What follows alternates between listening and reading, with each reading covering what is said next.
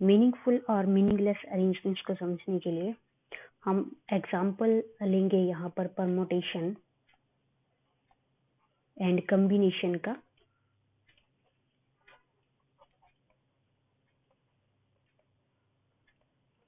और यहाँ से हम देखेंगे कि मीनिंगफुल और मीनिंगलेस अरेंजमेंट्स कौन कौन सी होती हैं।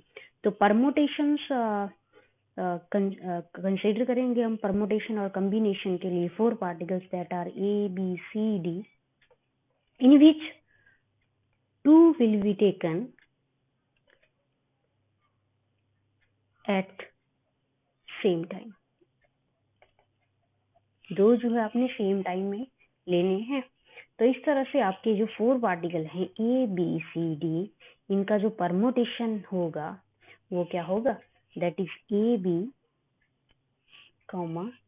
BA, AC, CA,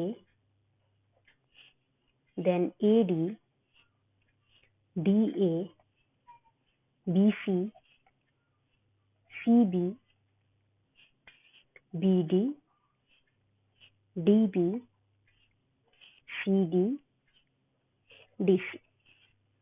So total permutations when we taken 4 particles, 2 at same time। तो टोटल परमुटेशन जो है आपके कितने निकल के आ रहे हैं, दैट इज 3, 3, 6, 9 एंड 12। तो टोटल परमुटेशन जो है आपके 12 निकल के आ रहे हैं। That means permutations of 4 particles, 2 taken simultaneously at the same time, there will be 12 combinations, permutations। तो 4 पार्टिकल के 2 एट अ सेम टाइम लेने पर 12 अरेंजमेंट्स कह सकते हैं हम। तो कितने अरेंजमेंट्स हुए, 12 अरेंजमेंट्स। 12 तरीके से इनको जो है हम अरेंज कर सकते हैं। सिमिलरली ये आपका परमुटेशन था, और परमुटेशन में देखा हमने कि 12 आपके अरेंजमेंट्स निकल के आ रहे हैं। अब एग्जांपल ले लेते हैं हम कॉम्बिनेशन का।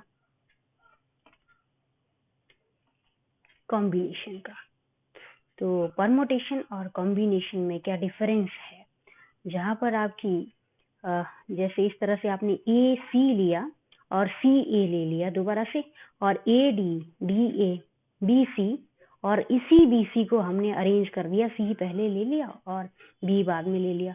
वैसे ही BD है आपका, D आपने पहले ले लिया और B जो है बाद में ले लिया। तो इस तरह की अरेंजमेंट्स जो थी, जो डबल आ रही हैं, चाहे आपने अरेंज आगे किया है या फर्स्ट टाइम पहले किया है या आगे किया है इसको, तो इस तरह की अरेंजमेंट्स जो हैं यहाँ पर कॉम्बिनेशंस में हमने जो है नेग्लेक्ट करनी है। तो अगर मैं यहाँ पर same 4 particles total 2 taken at the same time, then their combination कितने बनेंगे इसके, A, B। अब क्योंकि परमुटेशन क्या था, BA को हमने नहीं लेना है, हमने जस्ट इसके ऑर्डर पे फोकस नहीं करना है। जो आपका ऑर्डर यहाँ पर BA, AB था, उसमें से हमने जस्ट सिंगल आपका जो है कॉम्बिनेशन यहाँ पे, या फिर अरेंजमेंट कह लीजिए, अरेंजमेंट एक सिंगल आएगी आपकी। Then AB, AC, AD, BC, BD and CD। So total combinations are 6। So combinations में आपकी जो अरेंजमेंट्स हैं वो क्या रहेगी, हाफ। फाइन। तो अगर मैं यहाँ पर देखूं परमुटेशंस में, तो 12 अरेंजमेंट्स थी और कॉम्बिनेशंस में 6 अरेंजमेंट्स रह गए। तो मीन्स यहाँ परमुटेशन में क्या थे, मीनिंगलेस अरेंजमेंट्स थे।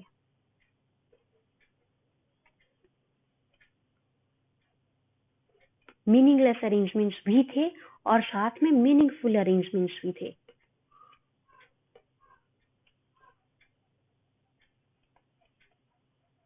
फाइन।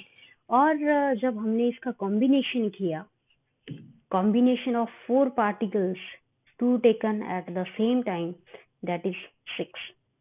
तो फॉर्मूला जो है कॉम्बिनेशन का इस तरह से ये बन के आ रहा है, और यहाँ पर जो है 12 अरेंजमेंट्स है, यहाँ 6 अरेंजमेंट्स है।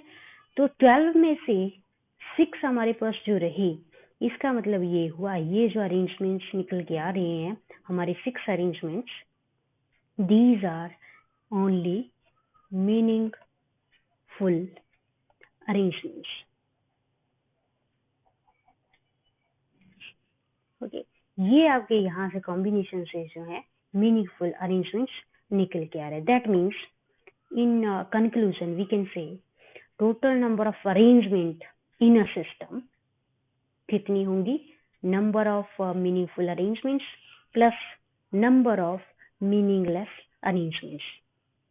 और मीनिंगफुल और मीनिंगलेस अरेंजमेंट्स के लिए permutations for n particle are taken at the same time.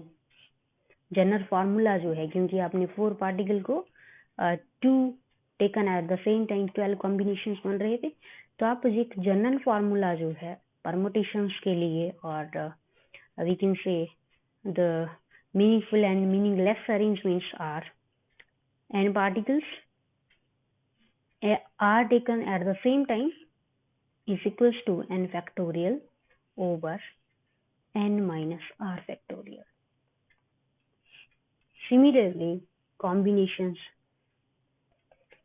6 arrangements थे, तो general formula that will be NCR is equals to n factorial over n minus r factorial into r factorial।